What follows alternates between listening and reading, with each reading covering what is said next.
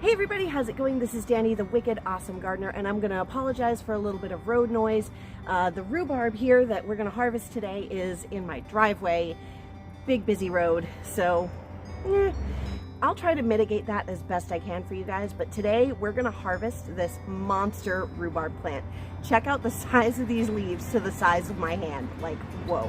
Now, I remember this rhubarb being here at my parents' house since the time I was a little girl, so I assumed that this rhubarb here was about 40 years old because these plants can grow for decades.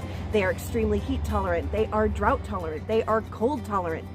So they're very, very hardy, very hard to kill, and this has been here, like I said, since as long as I can remember. Well, it turns out I was wrong. These have actually been here since my aunt was a child. She remembers them being here, and she is in her mid-70s. So who knows how long this rhubarb has been growing. All I know is that even here in the partial shade, it's growing immensely big and it continues to get huge every year. So it hasn't been harvested in God only knows how many decades. Well, today we're gonna finally harvest some of this rhubarb. I'm gonna cook with some of it and the rest I'm going to freeze, so I will show you how to do that too. So let's take you in and take a look. Now, the thing with harvesting rhubarb is that you never want to just go in and cut the stalk because that will just shrivel and die up. But if you go in at the very base of the plant, give it a twist and pull, it's gonna signal right down here at the base that it needs to regrow. So you've got a nice cut. Look at how thick that is. That's just huge. Another thing is, do not eat the leaves. They are full of oxalic acid and that is actually toxic. So do not eat the leaves. The best time to harvest rhubarb is in early spring. Right now it's about mid-May, so it's a good time for me to be doing this. And your first harvest, you can harvest pretty heavily. You can get about 2/3 of the plant. I'm not sure I want to take that much rhubarb right now. I'm going to harvest about half. Then you can come back for a second harvest later in the year, probably about mid-June, and you can harvest about 1/3 of the plant. Then you want to harvest much less than you harvest initially. And then after that, it's just going to put all its growing and all its energy down into the roots.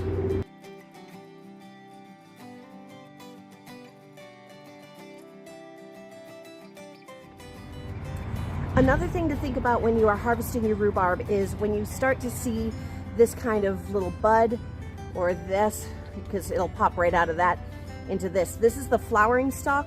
You don't want to let them flower and grow to seed because then they're going to put that energy into the seeds instead of growing back down into the root.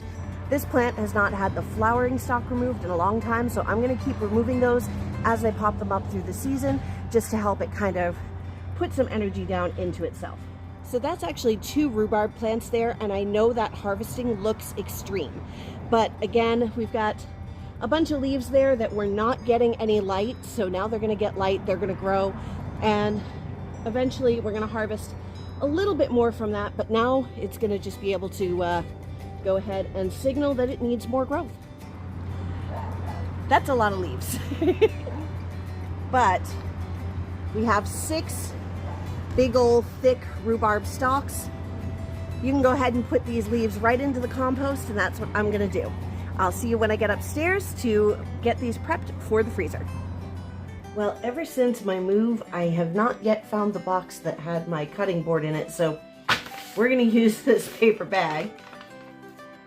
But here we are, we've got our beautiful rhubarb. Amazing. And we're gonna go ahead and cut it off right there at the leaf. That'll go in the compost. We'll shred it up nice and good.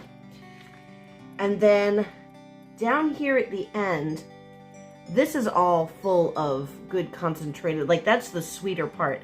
So instead of just cutting it off like that, we're just gonna cut off just this little bit, kind of like at a little bit of an angle.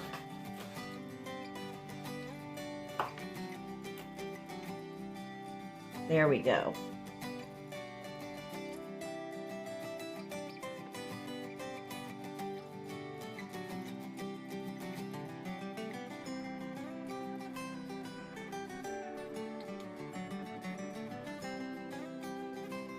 Now that I've got all these trimmed, some of them are going to use for fresh cooking, and some of it I'm going to store by freezing.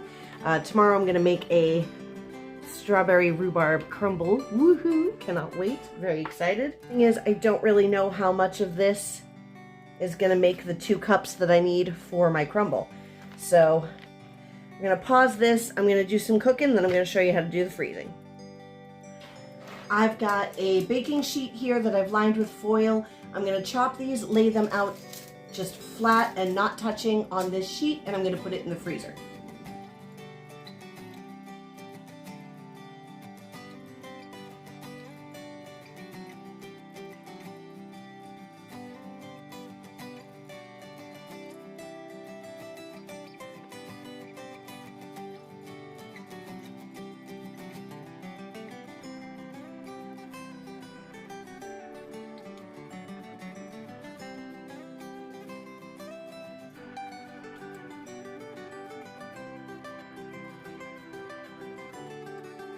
Okay, so now we've got these laid out. None of them are touching each other. You can see I started all methodical, and then I'm just like, no, I'm just gonna get this done. Okay, so we're gonna put these in the freezer overnight, and then I'll be back. So here we are the next morning. These are all frozen solid, so you can take and put them in a freezer bag, and they are not gonna stick together. So you'll just be able to go and grab what you need when you need it. I've also discovered I'm out of freezer bags. So I'm off to the store. Thank you guys for watching today. Don't forget to subscribe, leave a comment below, give this video a thumbs up, turn on the bell icon for notifications so that you don't miss any of my upcoming videos. For one thing, what I did with all this rhubarb, delicious, delicious strawberry rhubarb crumble that was just the easiest thing in the world to make, I'll tell you, and it was delicious. So I've already shot that video. I did some cooking last night while these were freezing. I'll see you guys then. Bye-bye.